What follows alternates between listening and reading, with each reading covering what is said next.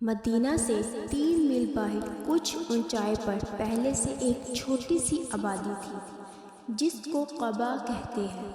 یہاں مسلمانوں کے کئی معزز گھرانے رہتے تھے۔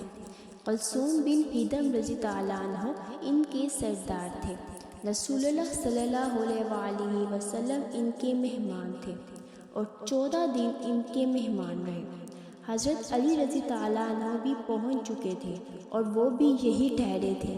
یہاں کے قیام کے زمانے میں رسول اللہ صلی اللہ علیہ وآلہ وسلم نے خود اپنے ہاتھ سے ایک چھوٹی سی مسجد کی بنیاد ڈالی تھی جس کا نام مسجد قباء ہے۔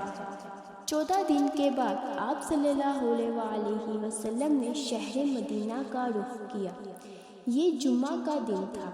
راہ میں بنو سالم بن عوف کے محلے میں نماز کا وقت ہو گیا۔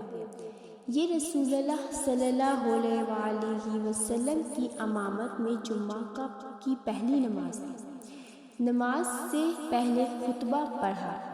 یہ خطبہ ایسا تھا کہ جس نے سنا اصل میں ڈوب گیا۔